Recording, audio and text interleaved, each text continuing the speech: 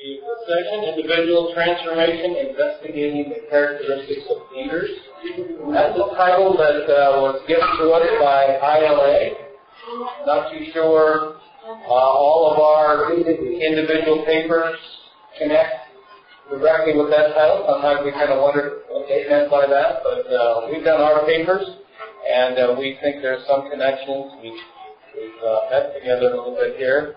But I'm particularly pleased today. This was somewhat initiative done here at the conference to invite Ron Riccio to be a convener for us today.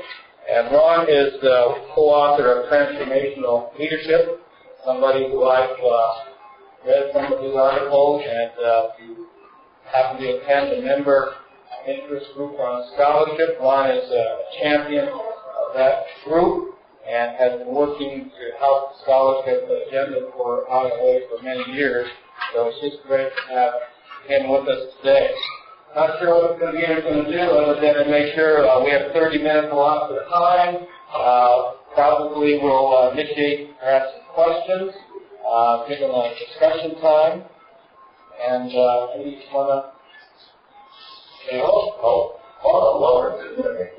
Look like very interesting papers, and if you want, I'll be timekeeper, so I'll move to the project, right? Good. Well, I have the first paper here, and it's called Fourth I, Individualized Consideration, Still Relevant. And I want to just share with you that this was a paper that was written and went through all the processes of review, and then it came back with some criticism and some suggestions to strengthen a little bit. And so we've been through quite a process to get to this point. So there's a paper here that's finished, and if you're interested in getting a copy of that, my email is on your handout. You don't get the handout, there's a copy of that. And on the handout is the abstract, a very short outline of what the session is about, and the bibliography. That's what I kind of look for when I go to many sessions. I want to see the abstract and the bibliography, and then I'll take a few notes. So that's what I've given you today. Individualized consideration, one of 4 leadership forms to help transform communities, was first conceptualized by this gentleman, James Gregor Burns, as part of his theory of transformational leadership. The other 3 dimensions, idealized influence, inspirational motivation, intellectual stimulation. But the focus of this paper, individualized consideration, is a very old issue, but never out of style as we continue to experience so much chaos, individual pain, and alienation in our organizational life. Continual relevance is perceived by Parker Palmer, who looks like that. You saw a much better video of him on the opening session. When he wrote in his book, Let Your Life Speed, quote, a leader is a person who has unusual degree of power to create conditions under which other people must live and move and have their being. Conditions that can either be illuminating as heaven or as shadowy as hell. I thought, wow, what a strong statement by Parker Palmer. So this paper helps locate the concept of individual consideration in the wider literature of developing people in our organizational enterprises.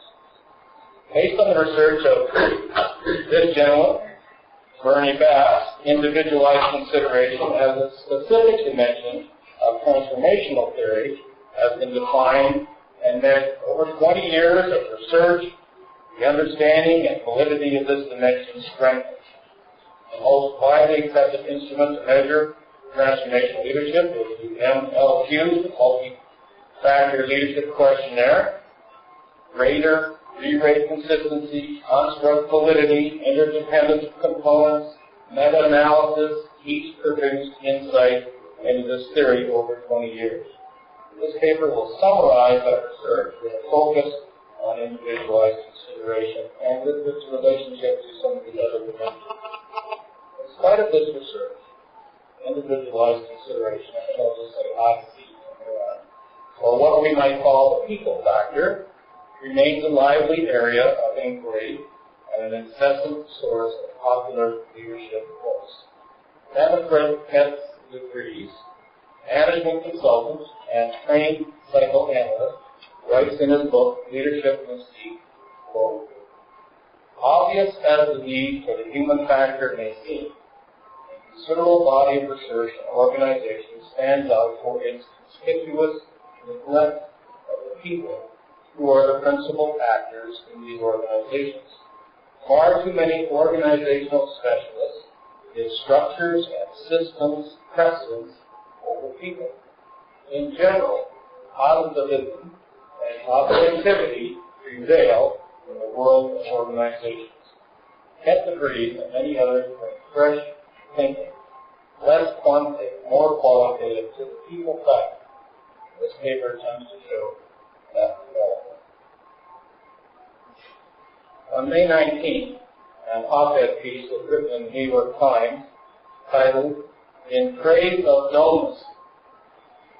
The writer, David Brooks here, quoted Stephen Kaplan, this gentleman, and his colleagues, who wrote a paper that was called, Which CEO Characteristics and Abilities Matter? Which CEO characteristics and abilities matter? And he argued that the CEO characteristics that most highly correlate with successful companies were these traits, as we will say. Execution, organizational skills, attention to detail, persistence, efficiency, analytic thoroughness, and the ability to work long hours. That's their list. Well, back to their study. It was a fairly big study, 360 CEOs. Came out of the University of Chicago, published paper, and so it was no small study. It was a serious study. At the end of the day, that was their list. In order to connect performance of an organization, what are the most important characteristics of CEOs? There's the list. Organizational skills, attention to detail, persistence, efficiency, analytic thoroughness, ability to work long hours. I didn't like that list. This is why the paper was written. The inference Brooke draws is that warm, flexible, team-oriented, empathetic people are less likely to thrive as CEOs. Rather, organized, dogged, anal retentive, and slightly boring people are more likely to thrive. Unquote. Brooks' article was provocative, and there were 246 responses in a couple of days to his blog, which were received by a guy named Dan McCarthy with his blog called Great Leadership. And then it was picked up in another summary called Smart Blog for Workforce and Smart Brief on Leadership. So there was this popular press blogging going on in response to his article. So the New York Times sort of started this thing, and its whole reaction began to different leadership blogs. McCarthy was particularly upset. Here he is, with a nice long clip guy here. He linked the Brooks column to the leadership traits literature, which I thought was a good idea, and condemned the piece as, quote, misleading, confusing to aspiring leaders, and irresponsible. McCarthy refers to other research at the Center of Creative Leadership that dictates that skills like being a good listener, a good communicator, being empathetic, and being able to get along with your peers are the very skills for which executive coaches are paid large sums of money. And poor interpersonal skills and team-building skills are often career killers for many aspiring managers and CEOs. So we got a complete contradiction there. The purpose of this paper, this recent exchange in the popular press, underscores the ongoing struggle to recognize the importance of Shree says, quote, to bring the person back into the organization. The thesis of this paper is that leadership exercise individual consideration, one element of leadership continues to be a critical element in successful organizations. Still with me? If David Brooks knew what the field of leadership knew 70 years ago, he might have reconsidered this piece. 70 years ago, most research focused on traits of leaders. And by the 40s, several conclusions have been derived that have influenced students of leadership ever since. How many have seen that book? Big, fat reference book for leadership. Very boring book, very important reference book. All that research needs to be updated, would you say? But What? they're not just Wonderful. There you go. And it is again. Should be a tool for all of us in leadership studies. Anyway, long time ago, 70 years ago, for a period of about 30 years, people were focused on traits as sort of a key element. What is the personality? What are the characteristics of CEOs that we need to be effective leaders? So they studied that. First attempts to select leaders from the traits had little success.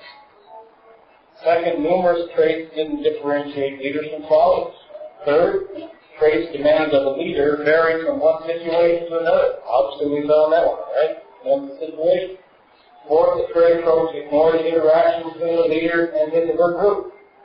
So a richer understanding was needed. That would include the context, interaction between leader and followers, and a stronger conceptual schema. Personality, behavior, and leader. Then we moved into another generation of research. This was called the behavioral approach. Scholars shifted from a trait focus to the behavioral approach was led by Hempel, Ohio State. Their work led to the development of a leader behavior description questionnaire. So they created probably over 1,000 different behaviors and classed them into two large categories. And these were them: consideration versus initiation of structure. So behind that are numerous different behaviors, but they all got classed in these two larger categories. The instrument went through several iterations and two broad faculty emerged: consideration, initiation, and structure.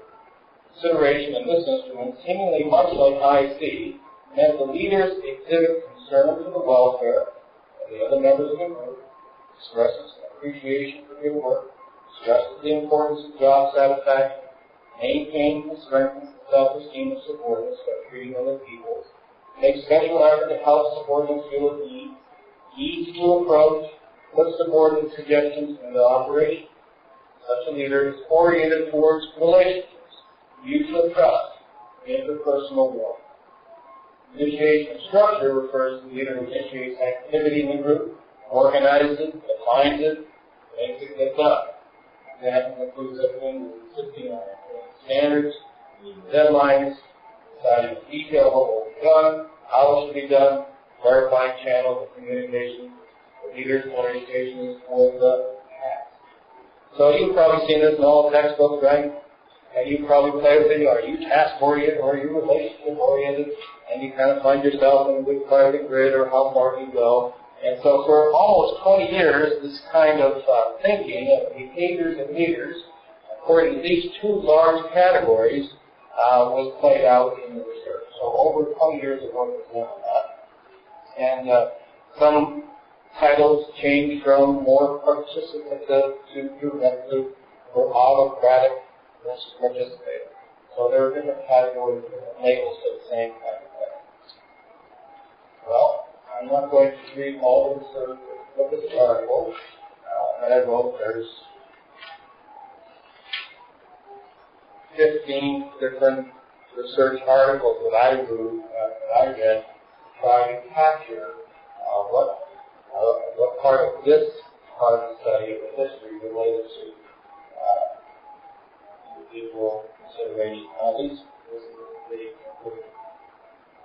Each study set the stage for a new model of leadership that was more inclusive of multiple factors.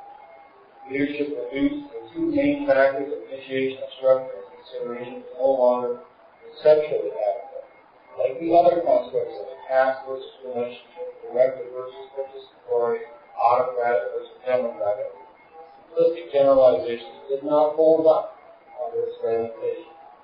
Complexities of purpose, audience, setting, size, age of development, gender, just name a few, all need to be considered and much richer conceptualization. So the research goes on. So we went from traits, behaviors, transformation. We've all seen this model. Transformation model of leadership recognizes the complexity of leadership dynamics. It's evidenced not only by the conceptualization of the theory of Burns, but in the ensuing research, specifically the development and application of the MLQ. For example, consideration examined in the previous section was identified in the transformational model as both transactional and transformation. So it's transactional in this sense. The leader must demonstrate insight and empathetic confidence in order to confidently engage the exchange relationship with followers. A transactional thing, but some individualized consideration is relevant there. How can I, the leader, make you the right offer in order to bring you into compliance without some knowledge of what the follower wants? Building on that basic confidence, transformational leader understands individuals' followers' developmental needs and distinguishes them from the needs of the others. Such a leader sets out to personalize their growth. In this kind of subtle distinction, that affirm the model's ability to embrace the flex, generate a center of research, and establish a certain comprehensive theory of leadership. So how many of you all seen that before? Well, I don't have time to kind of go through it all, but I'll hit a couple items. We're talking about this one item here, right? So it's one of the 4 I's here: individualized consideration, intellectual stimulation. And we could take time to look at all those, but we're just focusing here. And clearly, we're down at the bottom here, which is laissez-faire, management by exception, a passive approach, management by exception, an active approach. That is, I'm going to bring your attention in a passive way when you make a mistake. When it comes up, then I'll respond. Or I'm going to be a little more active about it and be on your case a little more consistently. Contingent reward is you write a contract, you do a job, here's your job description, you do it. Right? So we make an exchange. Your services for this much money. And that's a fairly simple way of looking at it, but Burns will come at this and he'll say, in order for us to transform our organizations, these factors need to come into it. We can function pretty well just with this first part. But if we're to be really transformative, these elements have to apply. So, what my first point was that individualized consideration is really part of this and part of this. There's an exchange element here, but there's a transformative piece here. And that immediately took us beyond just a trait or a behavior. And to break it down more subtly, more theory and ensuing research generate 4 key factors. Transform to what? The vision is for our communities and organizations to fulfill necessary and noble purposes for our humanity, dignified and enhanced. This paper is concerned with this latter piece, the dignity and the development of the person. In particular, this fourth I see. What does it mean?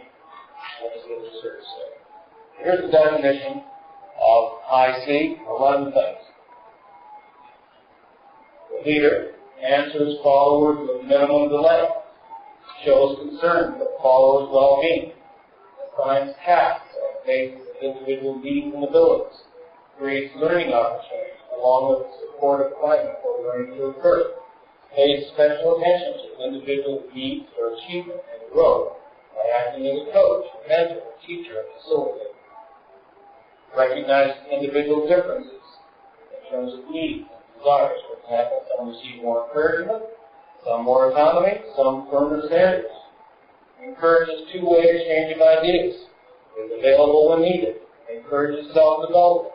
Coaches, guides, teaches people who need it. Gives newcomers a lot of help. Honors and does not belittle the opinions of others, regardless of their status and position. So there's a lot of overlap between those items, but that's a pretty good operationalizing definition. Here's the final definition. So by way of summary, I see in the transformational model refers to the leader's motivation, knowledge, and skill discerning and enhancing the developmental readiness of the individual. So, there's your definition. This initiated 25 years of research. Early studies focused on the military. We've seen applied to business, government, education, healthcare, the nonprofit section.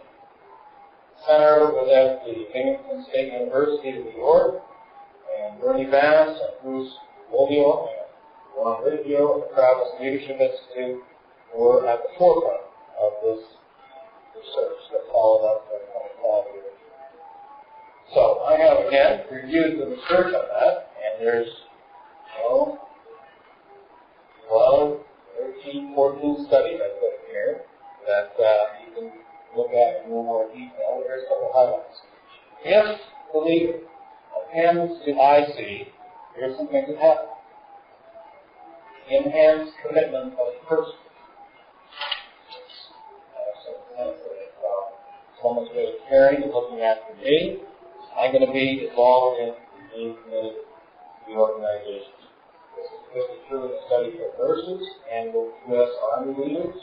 There's a greater affective and moral commitment on the part of the followers to the organization.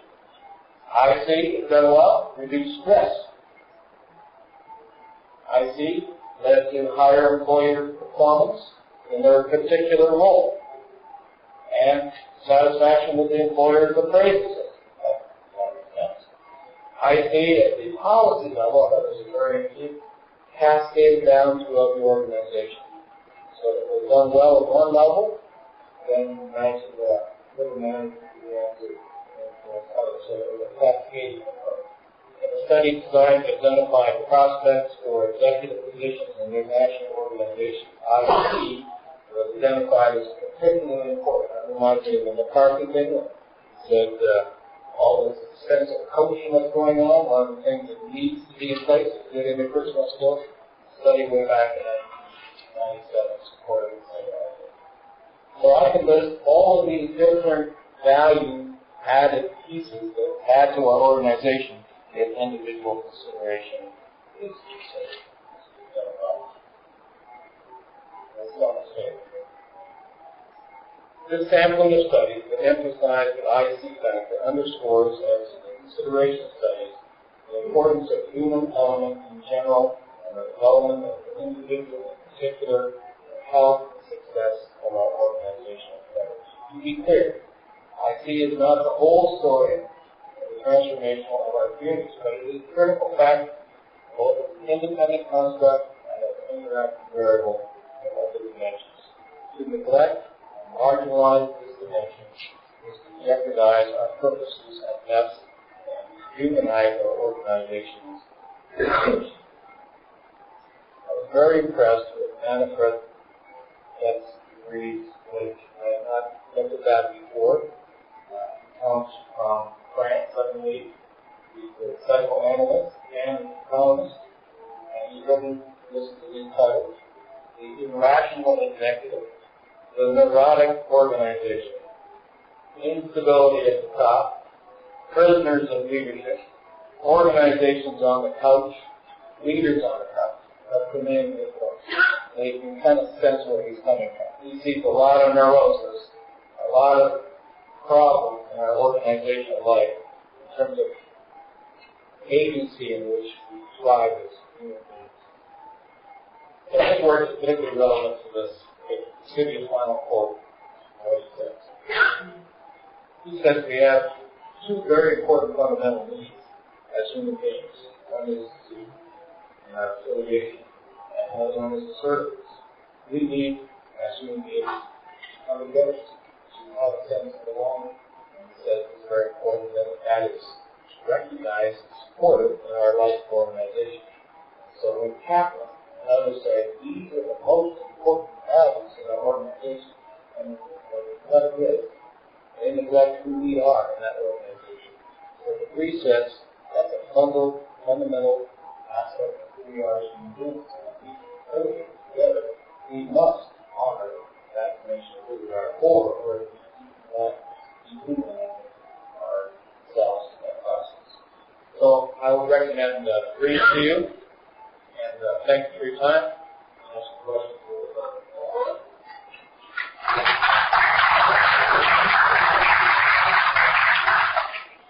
So we'll switch. Okay, our next paper is our technique on philosophy, and also looking at transformational leadership, the title of the personality profile of the role of accounting professionals allow for transformation. Okay, great title there. So anyway, first I will kind of, bring in, the last few versions of the paper and kind of say, where our mission is probably from. We're really looking at characteristics and perception of what is out there and really looking more in depth at things. Like that article that was in the New York Times. And that really isn't necessarily, what the individual characteristics and what the research and why that is. So I'd like to present to you why accountants have a certain perception out there, and I'd like to show you that that's necessarily the case, and there may be a way to move these individuals who are typically transactional by nature into a more transformational role. But before that, I'd like to start with a little activity. I apologize, we have enough copies, so maybe you want to share. There's a paper that has three pictures on them. What I'd like to do is just take about 2 minutes, and if you can jot down what you think these pictures are trying to portray in the context of the accounting professional. I can start a little bit. You can't really see this if you don't have access. The calculator, some puzzle pieces, and then 2 sides of individual staring at one another. And I have to send it in. And I continue, but I'm going to keep the scene throughout the whole presentation. What I'd like you to do now is that once you complete it, you flip it over. But what you initially think, I don't want to now, and when after it's done, I don't want to bring it all together. Flip that over. Continue. These are 2 critical questions, actually, more on my own personal experience in accounting that I'd like to present. Within my paper, I kind of went into more detail on specific characteristics of these questions, and hoping that my career will direct me in the future to eventually be able to kind of answer these questions. The critical questions that I find in accounting, and I'm going to preface that I work for a nonprofit organization, so this is in the lens of a nonprofit organization. There are a lot of characteristics, and I do believe in for-profit other types of organizations, but what we talk about today is primarily nonprofit programs. Critical questions are, what do you know about the behaviors and personality type of accounting professionals as leaders that can allow organizations to run more efficiently? Transformational leadership skills, and I want to add in situations here as well that allow for that, the skills to develop emerge in accounting departments that allows organizations to be more effective during crisis and times of change. The big one is that one being obviously in current economic crisis around the world. So how can we help as an accounting department to make that a smoother transition to prevent some of the things that happening? The next thing I'd like to do is just do another quick activity, a role play activity, and it's after 2 months. So I'll usually describe a scenario. You can use a scenario, and then there's a really quick role play. How do you do scenario? The scenario is a non-profit organization that serves the whole population in a local suburb. In the middle of a significant snowstorm, several homeless shelters are filled to capacity, leaving several hundred homeless individuals on the floor. The budget for emergency preparation is already been used. However, there is money remaining in the overall budget for the organization. The funders provided money is not without spending in other items outside of emergency preparation without additional approval. The accounting department will not allow spending of designated funds without approval. This approval could take 2 or 4 weeks. Remember the scenario when I'm not approved. I do not understand why these project directors are always asking to spend money in areas that they don't have money in. Look at all this hundreds of individuals. Why is finance always such a burden? Can't they see the impact it has on our organization? What can we do? In my experience, this scenario is quite common within nonprofit organizations and even in for-profit organizations that I work. What I'd like to present to you, and I'm going to take a couple minutes here, is what do you see for your problem here? have any ideas of what they were doing.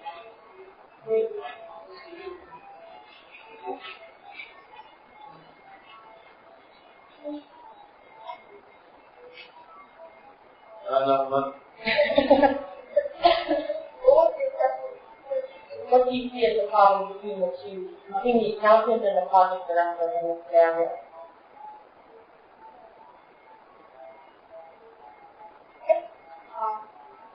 I'm going for agreement on the loan position.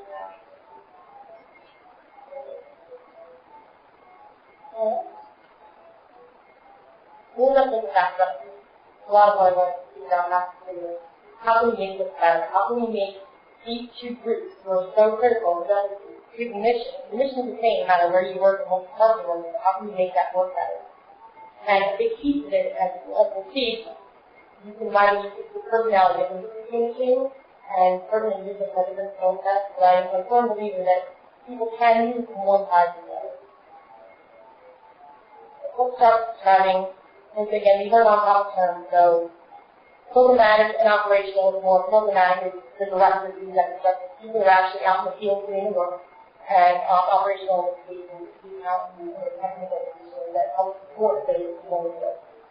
Programmatic staff supports the stakeholders of the mission, therefore requiring them to make a priority of their needs, and operational staff support programmatic staff with the necessary resources required to operate their project effectively.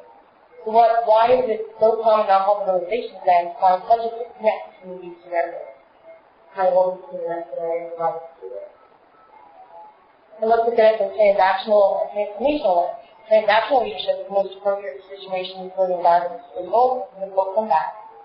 Active work structure for organizations is mechanistic, followers intrinsically motivated, and leaders pragmatic, maximizing the social. They're very structured, very rigid. The person is very comfortable in their position area. Transformational leadership works best in situations where the task is so structured the organization is organic and creative, and they're looking for how do I make a solution, how do I look at find that box. I find that transformation leadership for a visionary, and a visionary leads institution, and I find that more aligned with the project manager and executive director in the institution as opposed to the accounting department. They tend to, in all of these, they tend to be more non-analytic, but they're creative and typically untraditional when looking at the lens of the accountant.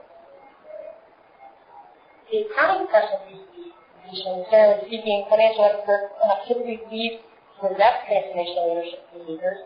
So those behaviors are easy to gain and perspective needs to be made appropriately from the business. Initiating instruction considerations, they're very compliant and they are very role specific. They are much more comfortable being told what to do and getting performance from what they're told to do. So they do compensation based, very compliant. So I think to understand more, get more of a background around it, we'll get different profiles. There's Myers-Briggs and Smith. I chose the video paper to look at this. Specifically compliant, saying, okay, this is the personality type that fits in that team. Individuals that behave well by adhering to rules and regulations, typical financial and technical field. Individuals work best on providing guidelines clearly outlined what they need to be done. Individuals tend to become overly critical when assessing co-workers and have extremely difficult time delegating work to others. They're very comfortable being in their spot on the computer, looking at the work that's been outlined to them, meeting their performance, and listening to or to wanting to collaborate and work with others. And the perception of the organization of these individuals is unexpressive, cold, disinterested, critical of both themselves and others, which tends to create tension and kind of that's there because we've got some idea that there will be tension there. You have this need for almost in the middle of the worker and then have someone saying, no, I'm not looking at it that way. I really don't see what you're talking about. You're not meeting the budget and you need to back the funder, and that makes you it's really that disconnect and that tension that starts to build up. And just some quotes. As I mentioned, the conflict that came about, according to a report in 2007 from Seattle Coast Intelligence, may result in huge organizational costs, loss, productivity, low morale, and high turnover. Nearly one-third of managers fear feel they're skilled at dealing with conflict handling slightly more than 1/5 of employees feel that their managers deal with conflict well. So it's really this large problem in organizations with conflict, and it's a huge cost to the organization. And part of that is because of the communication between causing issues related to the personality type of the individual, and also how they move from transactional transformation to help alleviate some of those conflicts. So there's a need for change as a result of what I've gone over prior to this personality profile and believes that accounting specialists typically have fewer incentives for demonstrating transformational behaviors and more incentives to demonstrate transactional behaviors. Conflict tends to focus on using individual graphs to change, and this conflict has a great impact on the organization. So how do we find ways to encourage accountants to develop transformational skills? I was able to find a study that actually looked at this. Hutchins and Trauser found that goal clarity positively associated with job satisfaction, organizational commitment, as connected to transformational leadership. They found that this skill set, this goal clarity, was a way to bridge the gap between transactional transformation and two skills that they saw that helped these individuals, accountants, technical field individuals, move and bridge that gap. Accounting professionals are having given defined goals, have been able to develop new solutions without having to rely on pre-existing goal definitions. So they were actually complete their own solutions and being creative when given specific goal clarity. Goal clarity provides a more broadly defined structure which allows these professionals to be transformational in the solutions that they develop. Without this clarity, these professionals are more likely to avoid the challenges or indirectly create their own solutions leading to conflict among their colleagues and superiors. So the scenario that I provided above before, what the accountants would do is they would, instead of being in their own box, they would have the goal clarity to say to them that they need to develop a solution to make sure that they are meeting the mission. So they wouldn't stay there. They would say, they would go to the individual and say, how can we solve this solution in the time that you need while understanding our constraints? So it's a way to say both parties come together and understand the constraints and work to that solution. So that's what goal clarity is for them. They understand the role between the two and how to be able to go outside their box and figure out how can we do the solution even though I know I can't be compliant to the rules and regulations. In conclusion, the transformational leadership skills emerge in accounting departments that allow organizations to be more effective in crisis and time of change. Transformational leaders provide messages that are constant with a shared vision and foster the acceptance of group goals to improve the organization as well as provide individualized support.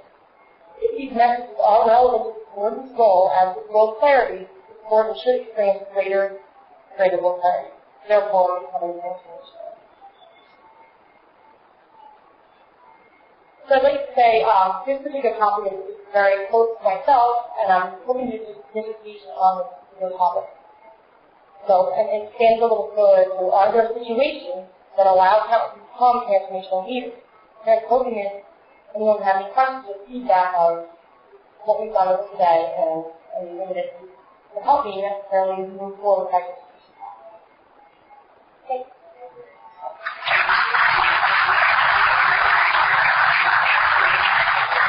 People have time to end the discussion all of the papers and questions.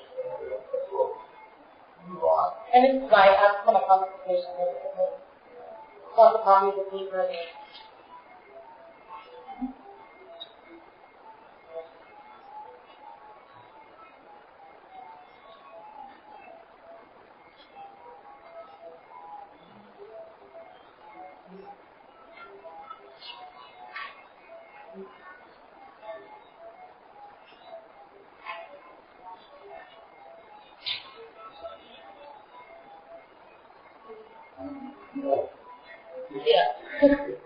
Okay.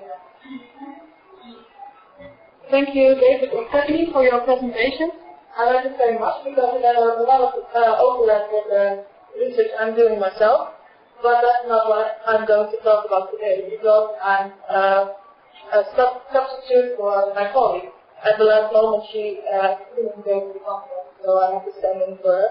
And that research is about emotional intelligence about emotional intelligence of the leaders and how that can create cohesive climate and in a way eventually to job and organizational performance. So what I'm presenting today, actually it's kind of a real research study in which I'm presenting it. So I'll start with an introduction, then say something about the method, the results, and the discussion. But first I'm going to say a bit more about what is emotional intelligence. Because it's kind of a vague term. It's used a lot, and usually people use it, but they don't really know what they're talking about because it's something within a person, and it's not easy to identify. You've got things like skills and knowledge that are things that we use to say how competent a leader is. But emotional intelligence, it seems to be very important, but what is the difference? Fortunately, Salome and Meyer give a definition for it. And actually it's about, first of all, one is emotional intelligence, and it means that person can identify emotions very well. It means that he or she can identify his or her own emotions, but also the ones of others. So someone can see if someone is happy or sad, those are the most complex emotions.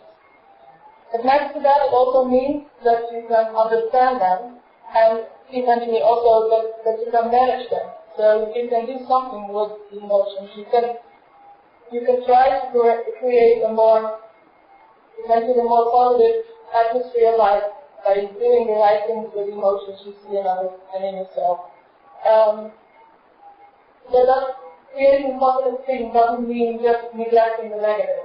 It means that you can handle the negative emotions. For example, if you are a leader and you have an employee and he or she feels disappointed or angry or sad, so he or she has a negative emotion, then if you are emotionally intelligent, then you think, okay, we have to do something about it.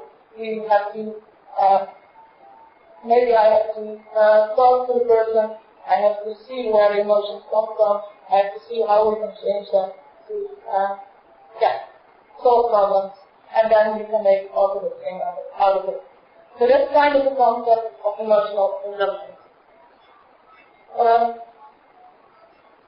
In that case, if the leader is emotionally intelligent, then so he can manage the emotions of all of the team members that are below him. That means that he can create a cohesive team, and that means that the team members feel a strong relationship with each other, but also with the leader and also with the organization. If that's the case, then that team will have more congruence between the goals everyone has. So they want to achieve the same goals altogether, and also they want to put some more effort into achieving the goal, because they don't want to stand out. If the team is really confident, then you want to belong to the team and not stand out. So that's why we think that a cohesive team will lead to more job performance and eventually more sales performance.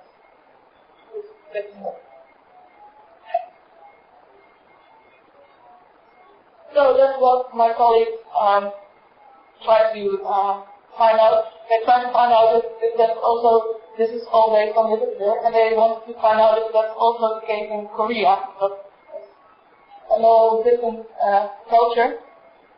And the good thing about doing research in Korea is that the response rate will be very high. It was about 95%. So they did research in an electronics retail chain. They went to a lot of, like all stores of a big electronic retail chain, and they surveyed the managers and the employees. And in total there were 253 managers surveyed. And each store had on average 7 employees, and they were all surveyed. I'll skip the rest of it because it's maybe too specific and I don't really know what it's about. But it's about how they measured the construct. If you are interested in how they did it, then you can get my business card and send me an email and I will try to contact you, try to bring you into contact with the authors of the paper. So this is what they found. Actually, they found a significant relation between all of the constructs. And this was not the only model that they tested. They also tested a model in which there was a direct relation between emotional intelligence and employee self-performance. And the reason that they did that is because the literature said that there are a lot of reasons why emotional intelligence is related to job performance. But that model was not significantly, didn't explain the relation significantly better than this model, so they put the arrow out again. And that means that creating a cohesive team is one of the most important reasons why emotional intelligence is related to performance. What it also means is, because it was done in Korea, it means that this is also this is also found in Western companies, but now they also found it in non-Western companies. So that's very interesting. And it means, and also the other research that the same author has done said that emotional intelligence is in fact really important for performance. So, let's go to the discussion. I'll just say a little bit about the research, what the contribution was. Well, actually, I like the paper very much because they had a really sound method. The method, they tried to control for same-store bias or common method bias in various ways, and it's a very interesting method they used to do that. So, again, if you are interested, I'll get you in contact with the authors. They used several sources also again to prevent common method bias, and they had a very large sample with a high response rate, so again that's very positive. However, as you all have seen, I think it was only one organization where it was tested, so it's interesting to see it also in other, you can also find it in other organizations. And also that they hypothesized causal relationships, but they didn't. Yeah, only for this part they had a time lag in between, so that is kind of proof that it's causal, but the others are just measured at the same time. So next research should be longitudinal. And they also, in the paper, they give some advice to take other variables into later research. For example, individual variables, but also variables on organizational culture and the nature of the job. So that's also in the paper. As I said, it's not my paper, so I don't know if I can answer very deep questions, but I will be happy to hear them from you because I also promised to take something back to the authors of the paper. And maybe if I'm not able to answer, we can just have a discussion later, and maybe you have some ideas yourself. So thank you for listening.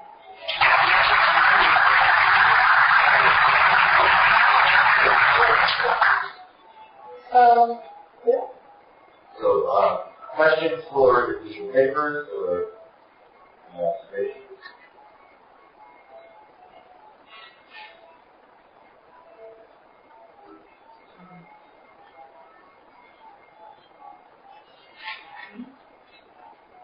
I just my question is correctly well. Not 100% clear on how you got to work better. You know that skill or behavior that will help the amount of moving transactional conditions here. Just to be kind of like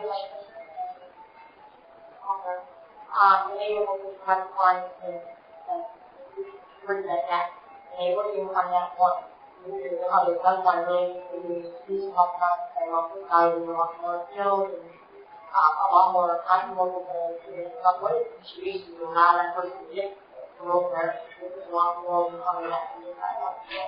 It's very difficult because the other way is not the place where how much all how it's going to use my time or something like that. Yeah, and it's a lot of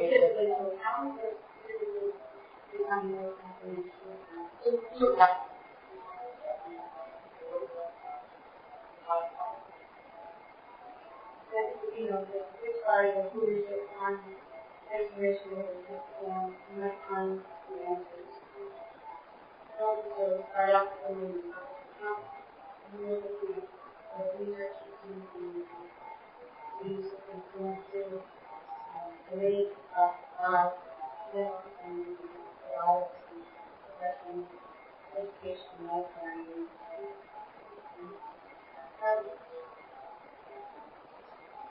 So that's sort of observation focused on one part. I think about 32% of the managers said they thought they had a conflict, but only 22% of the workers that followers said, I think they can handle it. You need to comment about that difference. But it was striking to me the fact that only 30% of the managers, or slightly more than 30% of the managers, think they can handle conflict. The big thing in mind was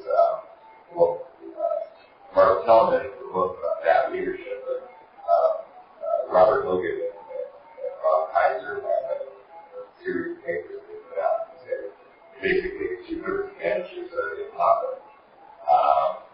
And so that, I mean, this argues that even when you ask the, assuming that's the way it went, you know, only 1/3 are saying, yeah, conflict, and conflict. That's scary. It is, and that's further what we spoke about financial. Yeah, it's across the board to check out leaders.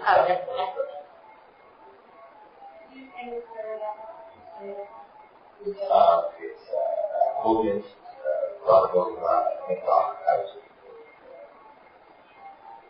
They've got a series of changes for very simple leadership philosophy.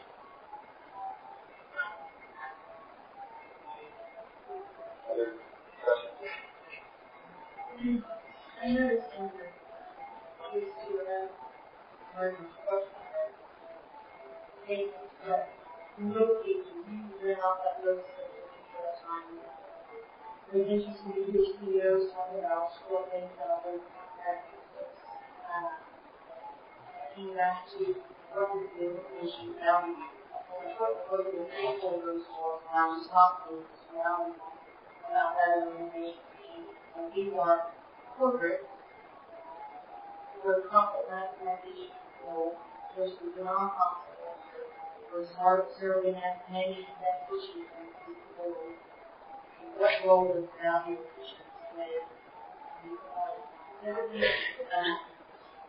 Again, coming down to what it is that we value is what we measure. And so when it comes to measuring success of leaders, that's what we call the metric. So that you are a supervisor, you are CEO of the world business. You need to care just as much as I'm a beneficiary or served. As they do and value how well they're stewarding the fund and being compliant with projected ID content. You have to go on the metric by which you measure the leaders.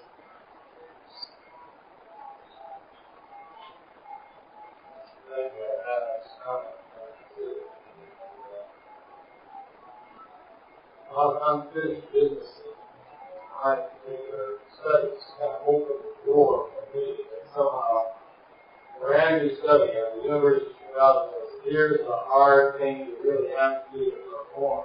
But then you have to perform mean is maximization of profit or arithmetic study when venture capitalists really buy into what you're saying when they work for do you really hire the executive? What do you really think? Maybe they want to do those hard things on the structure side. But we just know, so intuitively, it's more to that, and to sustain that organization for a longer time, build that continuity of employees that you can build and develop over long. And you're going to be around for a while. You just know it's not quite out there. You have the employers. Yeah. On the industry or corporation, and here's what you are on the deal. And what's out there? So, we're building intention.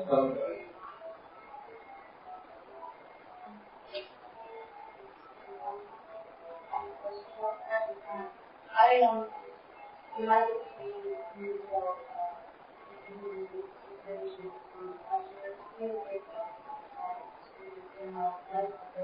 I guess the question is how important it is and you really know that we care that we understand you and actually instead of higher on the other. So I guess that we really very interesting how to go. Just people on this travel to individuals and everybody on one to make that. I got a conversation with that how I got here. We have all the line garden. We have line garden. And post office is trained by Bruce Olden. And Jason Mondre, and he's looking at it because he has this idea. Well, he had an idea about which of the 4 I's, which is the 4 components of the transformational leadership, would have common. So he's doing all of these. So it's factored out with control. And it is individualized consideration. It seems to drive more of the variance in whatever the outcome is, right? It's using the 3 outcomes that are in the MLQ resolution. We didn't have objective data, but it looks like that the element seems to be kind of the strongest, the topper. So you can have the other things, but it is assertion that individualized consideration and your creative not true. Which is different than what Paul said earlier. Right. Idealized influence and motivation were more significant than individualized consideration. And actually, heard before. And what much actually I think is also this relationship. He goes one step further. You definition talk about everything about the name on the time frame it was done off the back. But he actually uses the term parent. And parent is referring to that parent concerns leaders who have follow training and law, quality development, raising both up. Yes. And the whole notion of caring, I think, is the whole idea of emotional intelligence. And talk about nuclear science, what they do, they talk about high tech, they also talk about high tech. And how that person in this is yes, definitely. What we call it in our case, time, people are looking at that connection. The first two, the third group together, it seems a very natural connection that emotional intelligence would help leaders be more transformational. If you review that literature, the text writing is not very big. But part of that is just holding you accountable to measure emotional intelligence. Right. So the issue is on sense. Of course, emotional intelligence should matter. How you care, how you show consideration, going on some emotional intelligence. But unfortunately, they have to do the research there. Well, a lot of where you see that is in coaching coaching. There's a lot of people who are especially coaching. And we've been talking a lot about the programs and mental health and questions that they go out there. And